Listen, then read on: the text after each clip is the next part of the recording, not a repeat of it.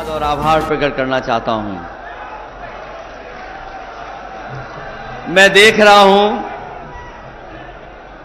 कि पहले चरण से ही,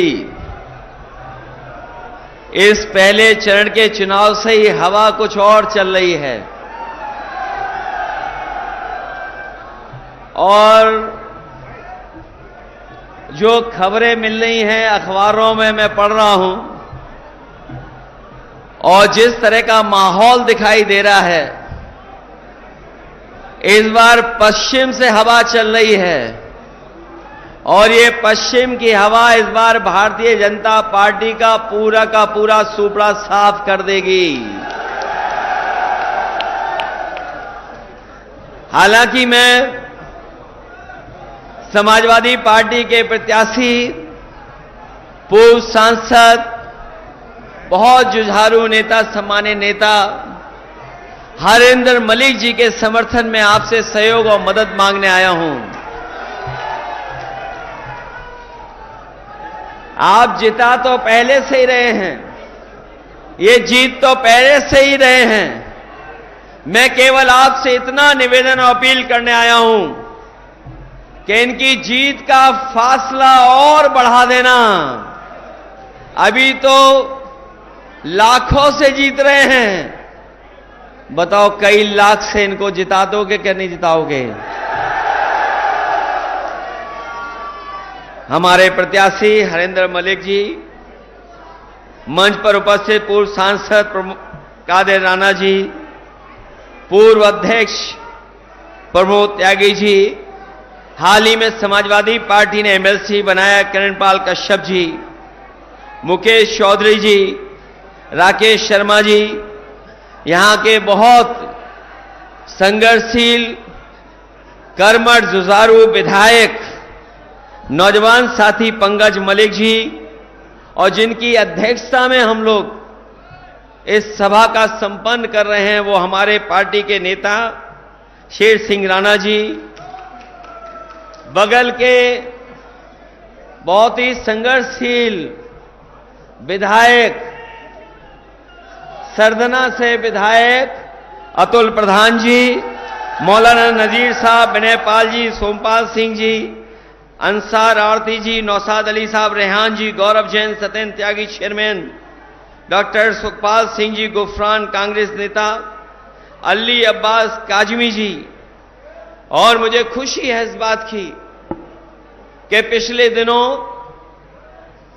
हमसे दूर हुए बहुत बड़े नेता, जो राज्यसभा में भी सांसद रहे, जिनका हमें परिचय नहीं बताना है, आपके बीच के हैं, न केवल उत्तर प्रदेश बल्कि देश में समय समय पर अपनी कलम से, अपनी आवाज से बात को पहुंचाते हैं, ऐसे शाहिद सिद्दीकी साहब भी आज समाजवादी पार्टी के सहयोग और समर्थन में आ गए हैं। मैं उनका और उनके साथ जितने भी साथी आज समाजवादी पार्टी में शामिल हो रहे हैं, मैं उनका बहुत बहुत धन्यवाद और आभार प्रकट करता हूं। साथ ही साहब माजिद सिद्दीकी जो बहुजन समाज पार्टी से छोड़ करके आए हैं, माजिद सिद्दीकी साहब जो बहुजन समाज पार्टी को छोड़ करके आए, इनके तमाम साथी जो आज समाजवादी पार्टी में शामिल हुए, मैं उनका भी धन्यवाद और आभार प्रकट करता हूं। साथ ही साथ मंच पर उपस्थित बड़ी संख्या में साथी हैं, नूर हसन, माजिद अली से लेकर के बहुत सारे नेता जिनके मैं नाम नहीं ले पा रहा हूं, सभी हमारे नेता, सभी हमारे कार्यकर्ता और चुनावी जनसभा में आए हुए हमारे सभी आदरणीय बुजुर्ग, किसान भाई, नौजवान साथी, पत्रकार बंधुओं, मैं सबसे पहले इस चुनावी जनसभा की बहुत बहुत बधाई और मुबारकबाद आपको देना चाहता हूं। मुझे खुशी है इस बात की कि इस बार का जो विशेष चुनाव होने जा रहा है, इस चुनाव का माहौल ही अलग हो गया है और इस बार सब सीमाएं टूट गई हैं। कोई वर्ग नहीं बचा जो साथ देने के लिए न खड़ा हो गया हो। आज हर वर्ग के लोग भारतीय जनता पार्टी के खिलाफ समाजवादी पार्टी और इंडिया गठबंधन के साथ खड़े होकर के कंधे से कंधे मिलाकर के उनके प्रत्याशी को जिताना चाहते हैं। मैं यहां पर जहां समाजवादी पार्टी के प्रत्याशी के लिए आपसे मदद मांगने आया हूं, वहीं ये इंडिया गठबंधन के लिए भी आपसे मैं सहयोग मांग रहा हूं। समाजवादी पार्टी के जहां जहां प्रत्याशी लड़ रहे हैं उनकी मदद कर देना, और साथ ही साथ इंडिया गठबंधन के जहां भी प्रत्याशी हैं उन साथियों की भी आप मदद कर करके जिताने का काम करना। मैं मुजफ्फरनगर के अपने सभी मतदाताओं का विशेष धन्यवाद देना चाहता हूं, और उन मतदाताओं का भी विशेष धन्यवाद दूंगा कि जिन्होंने पिछले गठबंधन को, जो विधानसभा का चुनाव था 2022 का, उस 22 के चुनाव में सब कुछ भुला करके उस समय के गठबंधन को आपने ऐतिहासिक वोट देकर के सबसे ज्यादा सीटें जिता करके भेजा है। और उसी का परिणाम है जो 22 में आपने मतदान किया, उसी का परिणाम है कि आज आपके विरोधी लोग बौखलाए घूम रहे हैं। इतना बौखलाए हुए हैं कि सुनने में आ रहा है कि जो दिल्ली वाले नेता हैं उन्होंने अपने पोस्टर से सबका नाम गायब कर दिया, सबकी फोटो गायब कर दी।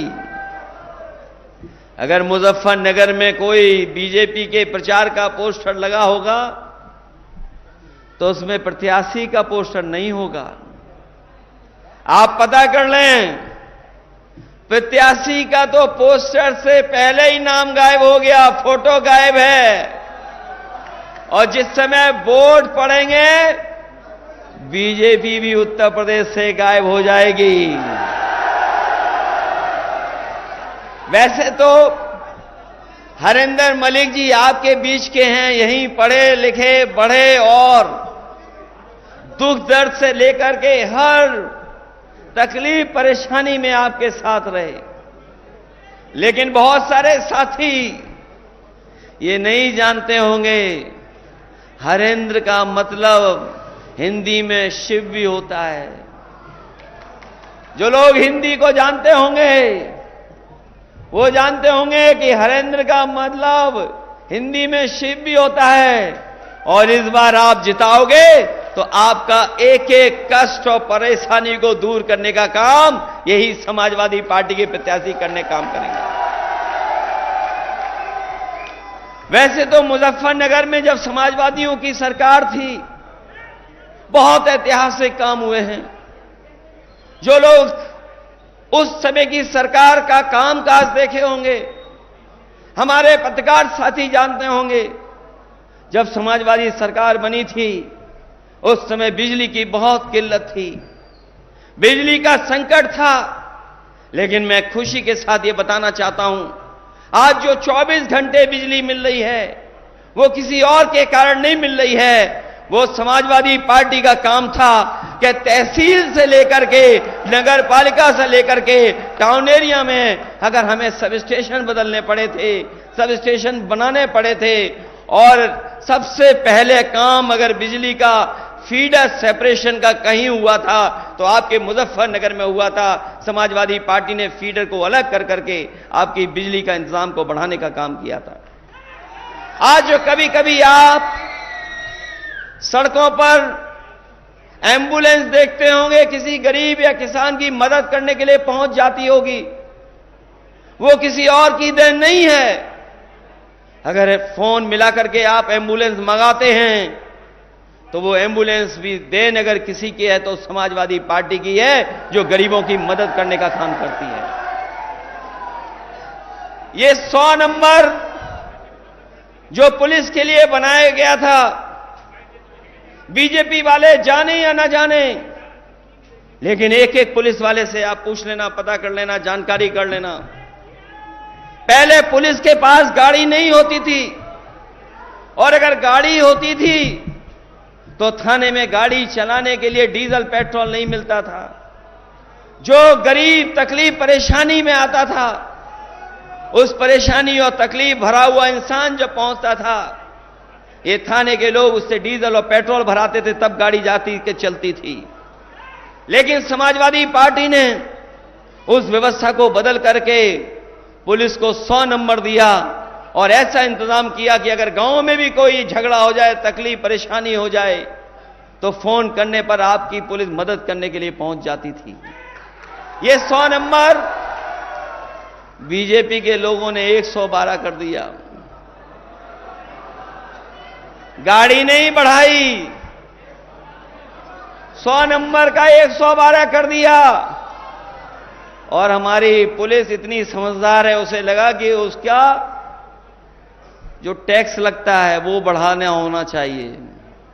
100 से 112 हुआ, पुलिस ने भी अपनी वसूली बढ़ा दी। बताओ बढ़ा दी कि नहीं बढ़ा दी? उन्हें लगा कि सरकार ने 100 से 112 किया है, इसका मतलब वो भी वसूली बढ़ा लें। और हमें दुख होता है कि जिस पुलिस के ऊपर सबसे ज्यादा जिम्मेदारी है, जनता को सबसे ज्यादा भरोसा है, उसके लिए सबसे बेहतर जो इंतजाम किया था उस इंतजाम को खत्म कर दिया। इन्होंने गाड़ी नहीं बढ़ाई, न गाड़ियां बढ़ाई, न गाड़ियों को बढ़ाने का इंतजाम किया। जो समाजवादी सरकार में चल रही थी वही गाड़ियां चल रही हैं। जब कभी केवल टायर बदल देते हैं, उसके अलावा कोई दूसरा काम इस सरकार ने नहीं किया है। और यहां पर जो नौजवान बैठे हैं, आगे से लेकर के पीछे तक, जो समाजवादी सरकार में लैपटॉप मिला था, बताओ अभी भी चल रहा है कि नहीं चल रहा है? जहां कहीं भी जिस घर में मिला होगा वो लैपटॉप चल रहा होगा।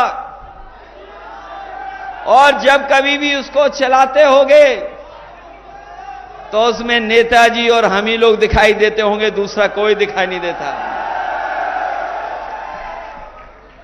हमारे उत्तर प्रदेश के मुख्यमंत्री जी ने, बीजेपी के लोगों ने उसकी भी नकल कर ली। हम लोग बड़ा लैपटॉप देते थे, इन्होंने छोटा सा दे दिया और उसमें उंगली चलाते रहो, चला तो चला, नहीं तो नहीं चला। बताओ समाजवादियों का दिया लैपटॉप आज भी चल रहा है कि नहीं चल रहा है? जिन साथियों ने अभी अखबार पढ़ा होगा कि देश के प्रधानमंत्री दुनिया के सबसे बड़े उद्योगपति जो सॉफ्टवेयर कंप्यूटर के बारे में जानकारी और कंपनी चलाते उससे मिले थे, और बातचीत के दौरान जो बात हो रही थी, जो अखबार और टीवी में भी चली, उन्होंने कहा कि भारत को जो डिजिटल डिवाइड है उसको दूर करने के लिए कोई काम करना चाहिए। मुझे खुशी है इस बात की कि समाजवादियों ने लैपटॉप गरीब परिवार के बच्चों को देकर के उस डिजिटल डिवाइड को 7 साल पहले ही खत्म करने की कोशिश की थी। और इस बार जो चुनाव होने जा रहा है, जो मदद करोगे आप, हम लोगों ने तय कर लिया है, आपको जो राशन दे रहे हैं, खराब वाला राशन नहीं, जिस तरीके से बड़े संपन्न लोग पैकेट का स्वादिष्ट पौष्टिक आटा शहरों में खाते हैं, हम अपने गरीबों को भी आटा भी देंगे और डाटा भी दे देंगे, जिससे मोबाइल फ्री चलाएं। बताओ आटा और डाटा की जरूरत है कि नहीं है? ये कह रहे हैं कि हम विश्व गुरु बना रहे हैं देश को। बीजेपी के लोग कह रहे हैं हम विश्व गुरु बना रहे हैं। ये विश्व गुरु कैसे बनेगा? ये 80 करोड़ लोगों को राशन दे रहे हैं। बताओ दुनिया में किसी देश में 80 करोड़ लोगों को राशन मिल रहा हो? 10 साल की इनकी उपलब्धि है कि 80 करोड़ लोगों को राशन दे रहे हैं। ये 10 साल की इनकी उपलब्धि है। और यही उपलब्धि नहीं, अगर पीछे मुड़ करके देखोगे, ये वो जमीन है जिसने किसान नेता पैदा किए हैं। ये वो जमीन है जहां का किसान अपने हक और सम्मान के लिए लड़ाई लड़ने का काम करता है।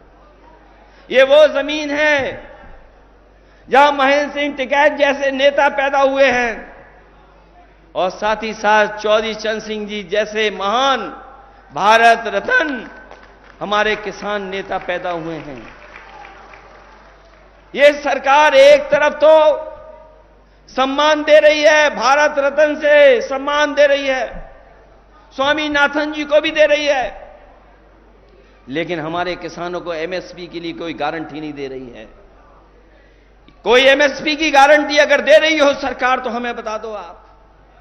यही किसान हमारे यहां के गए होंगे दिल्ली अपने हक और सम्मान और लड़ाई के लेकर के दिल्ली गए थे, याद होगा आपको।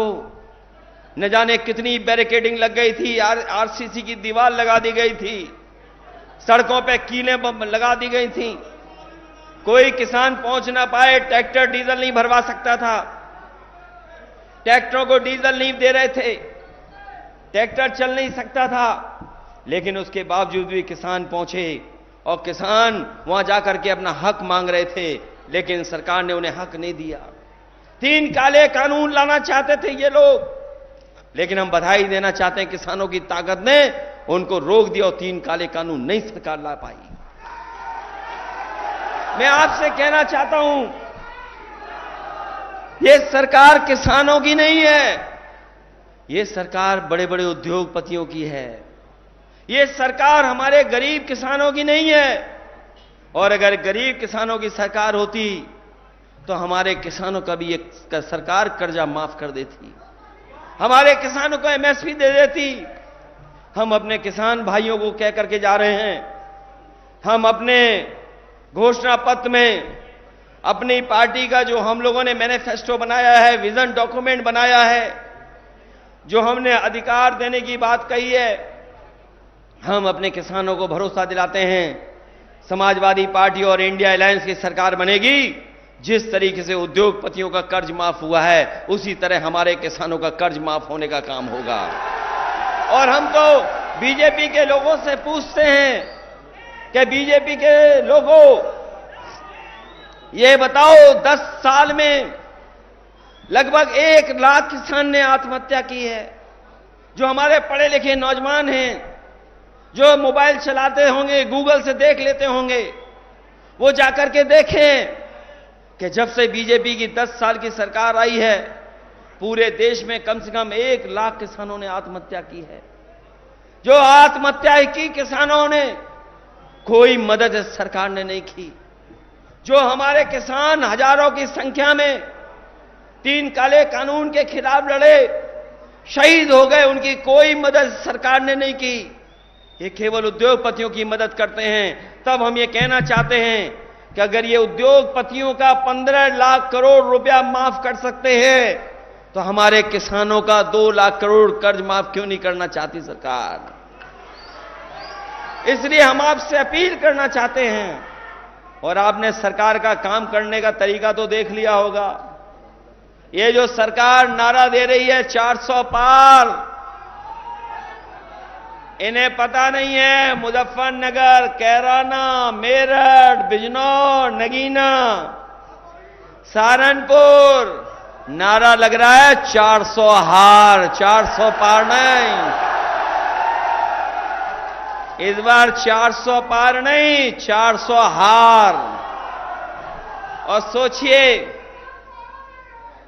जिस सरकार के खिलाफ किसान खड़ा हो जाए और जिस सरकार के खिलाफ नौजवान खड़ा हो जाए, बताओ वो सरकार निपट जाएगी कि नहीं निपट जाएगी। और हम तो अपने नौजवानों से कहना चाहते हैं, ये सरकार रहेगी न नौकरी मिलेगी न रोजगार मिलेगा, और अगर ये और आ गए सरकार में तो आपकी शादी भी नहीं होगी, बिना शादी के रहना पड़ जाएगा। बताओ, आंकड़े पढ़ लिए कि 80% नौजवान बिना नौकरी का है, बिना रोजगार के है। बताओ, जब नौजवान बिना नौकरी बिना रोजगार के होगा तो उसकी शादी कहां से होगी। ये बीजेपी वाले नहीं चाहते हैं कि हमारे नौजवान, उनका भविष्य बेहतर हो, उनके सपने पूरे हों। अभी देखा आपने, जो भी परीक्षा हुई सब में पेपर लीक हो गए। केवल एक परीक्षा का पेपर लीक नहीं हुआ है, जितनी भी परीक्षा हुई हैं सबके पेपर लीक हो गए। बताओ, लीक हुए पेपर के नहीं हुए। और जो पढ़े लिखे नौजवान हैं जो परीक्षा के लिए गए होंगे वो जानते होंगे कि जितनी भी उत्तर प्रदेश की परीक्षा हुई सबके पेपर लीक हो गए। और हाल में अभी जब पुलिस की भर्ती के लिए परीक्षा हुई थी, इस सरकार ने कहा कि हमने पुलिस का इंतजाम किया है, हमने पुलिस का इंतजाम किया है, बेहतर पुलिस लगाई है, सिक्योरिटी की है, सुरक्षा ऐसी की है कि पेपर लीक नहीं होगा, सब परीक्षा हो जाएगी। बताओ, जब परीक्षा देने गया नौजवान अपने भविष्य को बनाने के लिए गया, परीक्षा का पेपर लीक हो गया। बताओ, लीक हुआ कि नहीं हुआ पेपर लीक? और पेपर लीक के कारण, नौकरी न मिलने के कारण कई नौजवानों ने आत्महत्या कर ली। एक नौजवान हमारे यहां का है, कन्नौज का, पाल बिरादरी का, उसने कहा कि जिस डिग्री से हमें नौकरी नहीं मिल सकती उस डिग्री का क्या फायदा। उसने अपने मां बाप के लिए चिट्ठी लिखी और डिग्री जला करके आत्महत्या कर ली। बताओ, सरकार ने कोई उस परिवार की मदद की हो तो बता दो। जब मैं यहां मुजफ्फरनगर में एक कार्यक्रम में आया था, शादी में, मैंने बड़ी संख्या में छात्र नौजवानों को देखा कि वो तख्ती लेकर के खड़े हैं कि ये जो परीक्षा का पेपर लीक हुआ है इसका दोबारा परीक्षा हो, परीक्षा कैंसिल हो। सरकार को मजबूरी में पेपर कैंसिल करना पड़ गया। इसलिए मैं सरकार को कहना चाहता हूं, नौजवानों, आप भी याद रखना, इस सरकार के खिलाफ किसान भी है, नौजवान भी है। और मैंने कई मौकों पर कहा, फिर कहता हूं, और बीजेपी के पास इसका जवाब हो तो बता दें, अगर 60 लाख बच्चे जो परीक्षा नहीं दे पाए, उनके परिवार के अगर केवल हम मां बाप को गिन लें तो 60 लाख गुणा 3, जो 3 वोट हैं एक परिवार में, तो 1 करोड़ 80 लाख हुए। और 1 करोड़ 80 लाख को अगर हम 80 लोकसभा से भाग दे देंगे तो बताओ, हर लोकसभा में 2,25,000 वोट कम हो गया क्या नहीं हो गया? बताओ, इनके पास इन 2,25,000 वोट को बढ़ाने के लिए कोई है कार्यक्रम के नहीं है? हर तरफ नाराजगी दिखाई दे रही है। इसीलिए इन्होंने जो पोस्टर बनवाए हैं उसमें पोस्टरों में प्रत्याशियों का चेहरा नहीं रखा है, उन्हें गायब कर दिया है। और जो अकेला पोस्टर है, अकेली फोटो है, जिस दिन मुजफ्फरनगर वाले वोट डालेंगे वो पोस्टर से गायब हो जाएंगे, वो दिखाई नहीं देंगे। पहले जुमला लेके आए थे, अब गारंटी लेके आ गए हैं। अगर जुमला और गारंटी भाई भाई हैं तो जुमले भाई से गारंटी 10 साल बड़े भाई हैं। है 10 साल बड़ी गारंटी के नहीं है? और याद कीजिए, बीमारी भगाने के लिए इन्होंने ताली और थाली बजवाई थी। ये गारंटी नहीं है, ये घंटी है इनकी। और अगर ये गारंटी है तो इन्होंने तो कहा था हमने किसानों की आय दोगुनी कर दी। बताओ, किसानों की आय दोगुनी हो तो बता दो हमें। इन्होंने कहा कि 2 करोड़ नौजवानों को हर साल नौकरी देंगे। बताओ, 2 करोड़ नौकरी मिल गई किसी नौजवान को? और हमारे गरीबों के यहां बिजली का मीटर लगा दिया कि नहीं लगा दिया? सर, ट्यूबवेल पर लग गया मीटर कि नहीं लग गया? और कभी कभी नौजवानों से मैं कहूंगा, बीजेपी एक नेता आए थे बहुत नंबर 2 वाले, नंबर 1 पे दूसरे, नंबर 2 पे दूसरे नेता हैं। 2 नंबर पे जो नेता है, 2 नंबरी नेता, क्या कह के गए थे आपसे कि हम बिजली माफ कर देंगे। बताओ, बिजली माफ हो गई आपकी क्या? और ये बिजली माफ भी कैसे करेंगे? मैं आपसे कह करके जा रहा हूं, और बीजेपी वाले बताएं और हमारे पत्रकार साथी सही कर दें अगर हम गलत बोल रहे हो तो। उत्तर प्रदेश में पिछले 10 साल से एक भी बिजली का कारखाना नहीं लगाया है। एक भी बिजली का कारखाना इस सरकार ने नहीं लगाया। और अगर लगाया होता तो हमें बता दे कि कौन सा बिजली का कारखाना लगाया इन्होंने। इसलिए साथियों, मैं आप सबसे निवेदन और अपील करने आया हूं, इनके पास जुमले के बाद गारंटी है। और हमारे पास उदाहरण है कि हम लोगों ने काम कर करके दिखाया है। जितने भी काम समाजवादियों ने किए हैं वो काम आपको दिखाई दे रहे हैं। इनके एक एक फैसला जनता के खिलाफ है। हमारे नौजवान जानते होंगे, यहां पर बड़े पैमाने पर नौजवान फौज में जाते हैं। न केवल मुजफ्फरनगर, मेरठ, गाजियाबाद, बल्कि आसपास का नौजवान अपने गांव में, अपने कस्बे में, शहर में रह करके तैयारी करता था कि फौज की वर्दी पहन करके देश का सम्मान बढ़ाएगा। ये सरकार के लोग आए और इन्होंने एक ही दिन में कानून बदल दिया कि आने वाले समय में कोई पक्की नौकरी नहीं मिलेगी, और फौज की नौकरी को 4 साल में बदल दिया। बताओ 4 साल में बदल दिया कि नहीं बदल दिया? और नौजवान मजबूरी में जा रहा है, नौजवान मजबूरी में जा रहा है अग्निवीर भर्ती में, कोई खुशी खुशी नहीं जा रहा है। ये सरकार नौजवानों की गरीबी का लाभ उठा रही है और उन्हें अब अग्निवीर में भर्ती करने का एक कार्यक्रम चला रही है।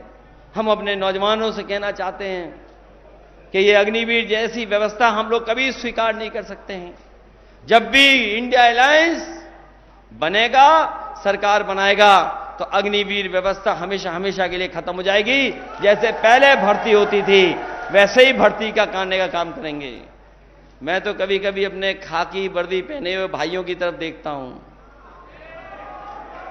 और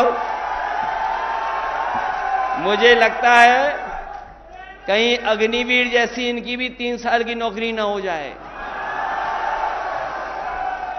और इनसे भी कहूंगा मैं, सख्ती कम करो, मदद करो, नहीं 3 साल बाद आपको गांव में जाकर के मेड़ पे ही घूमना पड़ेगा, अपनी फसल की रखवाली करनी पड़ेगी। जो सरकार फौज की 4 साल की नौकरी कर दे, बताओ इनकी खाकी वालों की 3 साल नौकरी करने में कितना टाइम लगेगा उन्हें। और फिर ये जो पेंशन वाली बात है, सरकार कहती है हम पे तो इतना पैसा है, तो ओल्ड पेंशन स्कीम क्यों नहीं बहाल कर रहे? हम अपने लोगों को कह के जा रहे हैं, इंडिया अलायंस की सरकार बनेगी, समाजवादी पार्टी ओल्ड पेंशन बहाल करने का फैसला लेकर के आपकी मदद करने का काम करेंगे। इसलिए साथियों, चुनाव में सावधान रहोगे कि नहीं रहोगे? ये चुनाव लोकतंत्र बचाने का है। जैसे किसी को नहीं पता लगा था कि रातों रात नोटबंदी हो गई थी, किसी को पता लगा था कि नोटबंदी होने जा रही है, और इन्होंने कहा कि जीएसटी से व्यापार अच्छा हो जाएगा। बताओ व्यापार बर्बाद हो गया कि नहीं हो गया? और उस समय भी मैंने कहा था, और आज भी वही बात कह रहा हूं जब नोटबंदी पे मैंने कहा था कि हमारा रुपया काला सफेद नहीं होता। ये रुपया काला सफेद नहीं होता, हमारा आपका लेन देन काला सफेद होता है। लेकिन बीजेपी के लोग कहते हैं कि रुपया काला सफेद है। बताओ भ्रष्टाचार बढ़ा है कि नहीं बढ़ा है? और जो लोग 400 पार चिल्ला रहे हैं वो घबराए हुए क्यों हैं? वो डर क्यों रहे हैं? दिल्ली के मुख्यमंत्री को क्यों झूठा केस लगा के फंसा दिया? अगर 400 पार हो रहे थे तो क्यों फंसा रहे हो झूठे मुकदमे में? आपने एक प्रदेश के मुख्यमंत्री को भेज दिया, आपने झारखंड के भी मुख्यमंत्री को जेल भेज दिया। लेकिन यहां पर जनता जागरूक है, मोबाइल खोल करके गूगल पे लिस्ट पढ़ रही है कि सबसे ज्यादा चंदा अगर किसी ने वसूला है तो वो भारतीय जनता पार्टी ने वसूला है। बताओ वसूला कि नहीं वसूला? हम और आप तो चंदा देते थे 50 रुपए, 100 रुपए, 5,000, 10,000 रुपए। जो संपन्न होता था 1 लाख रुपए दे देता था। लेकिन बीजेपी की सूची पढ़िए आप, जो चंदा मिला है उन्हें, बताओ 1,000 करोड़ रुपए। कोई चंदा देता है 1,000 करोड़ रुपए, कोई 600 करोड़ दे रहा है, कोई 400 करोड़ दे रहा है, कोई 300 करोड़ दे रहा है। ये इसलिए दे रहे हैं क्योंकि इनके हाथ में ईडी, सीबीआई, इनकम टैक्स है। उन्हीं से छापा मरवाते हैं और फिर छोड़ने के लिए वो पैसा वसूल लेते हैं। ऐसे दुनिया के इतिहास में किसी पॉलिटिकल पार्टी ने नहीं किया होगा जैसा भारतीय जनता पार्टी ने किया है कि वसूलने का काम किया है, लोगों को डरा के धमका के वसूलने का काम किया है। इसलिए लोकतंत्र बचाने का चुनाव है, ये लोकतंत्र बचाने का चुनाव है। बाबा साहब भीमराव अंबेडकर जी का दिया हुआ संविधान, उसको बचाने का चुनाव है। अभी हमने त्योहारों की भी बधाई दी, एक दूसरे से गले मिले, चाहे हमने ईद मनाई हो, वैसाखी का त्योहार मनाया हो। अभी हम लोग याद कर रहे थे बाबा साहब भीमराव अंबेडकर जी को, उससे पहले याद किया बीपी मंडल को। हमारा देश त्योहारों का है, हमारा देश भाईचारे का है, हमारा देश गंगा जमुनी का है। ये भारतीय जनता पार्टी के लोग इस देश को, अपना भाईचारा को खत्म करने का साजिश कर रहे हैं। इसलिए जहां लोकतंत्र को बचाना है, संविधान बचाना है, वहीं हमारे देश की जो संस्कृति रही है मिली जुली आपस में मिलजुल करके रहने की, उसको बचाने का भी चुनाव है। इसलिए आप लोग मदद करना, सहयोग करना और एक एक वोट साइकिल के निशान पर हरिंदर मलिक जी को जिता करके भेजना है। और हम आपका धन्यवाद देते हैं। हम लोगों ने दूर से भी अगर वोट मांगा होगा तो आप लोगों ने हमारी मदद करने का काम किया है। जब कभी हम लोग सरकार में होंगे, आपको हम भरोसा दिलाते हैं, चाहे सड़क, पुल, बिजली, दवाई से लेकर के किसी इंतजाम को हमें बढ़ चढ़ के करना पड़ेगा तो अपने गरीबों की और किसानों की और अल्पसंख्यक भाइयों की मदद करने के लिए हम समाजवादी पार्टी के लोग आपके साथ खड़े दिखाई देंगे। इस चुनाव में आप अपना चुनाव समझ करके और आने वाली पीढ़ी के भविष्य का चुनाव समझ करके मदद करना, क्योंकि इस बार अगर हम लोग चूक गए तो हमारा लोकतंत्र नहीं बचेगा, ये हमारा संविधान नहीं बचेगा। और जिस तरह के सांसद लोग इनका कह रहे हैं कि हम संविधान बदलने के लिए 400 सीटें मांग रहे हैं, इनके चाहे दक्षिण के हों सांसद, चाहे राजस्थान के इनके नेता हों, चाहे उत्तर प्रदेश के नेता हों, वो कह रहे हैं कि हम 400 पार इसलिए कह रहे हैं क्योंकि हमें संविधान बदलना है। इसलिए अगर ये सीटें जीत गए तो हो सकता है न जाने किस दिशा में ले जाए इस चुनाव को। न केवल ये संविधान बदलेंगे बल्कि नौजवानों को नौकरी नहीं देंगे, आरक्षण खत्म कर देंगे और आरक्षण के साथ साथ ये हमारे भविष्य को अंधकार में डाल देंगे और वोट का अधिकार भी छीनने का काम करेंगे। जिस वोट का अधिकार हमारे बाबा साहब भीमराव अंबेडकर जी ने दिया है, उसको अधिकार को ये छीनने जा रहे हैं। इसलिए आप लोग अपने गांव में ज्यादा से ज्यादा वोट डाल देना, पहले से ज्यादा दे देना। और इस बार तो अलग माहौल है, हर वर्ग के लोग आपका समर्थन कर रहे हैं।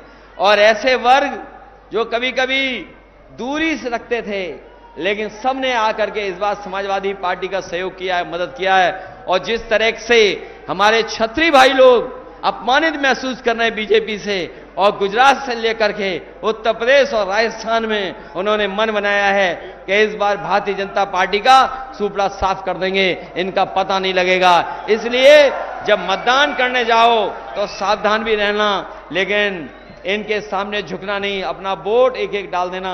यही निवेदन, यही अपील करना है। मुझे पूरी उम्मीद है कि इस बार हरिंदर मलिक जी जीत करके लोकसभा में पहुंचेंगे और आपकी दुख, परेशानी और संकट को दूर करने का काम करेंगे। आप सबको बहुत बहुत बधाई, साथ ही में पंकज को भी बहुत बधाई और जितने हमारे नेता हैं इन सब का बहुत बहुत आभार प्रकट करता हूं। एक बार फिर शाहिद सिद्दीकी जी को और मुजाहिद को, सिद्दीकी को मैं बहुत बहुत धन्यवाद देता हूं कि इनके कई साथी समाजवादी पार्टी में आए हैं जो हमारा सहयोग और मदद कर रहे हैं। बहुत बहुत धन्यवाद, बहुत बहुत आभार प्रकट करता हूं।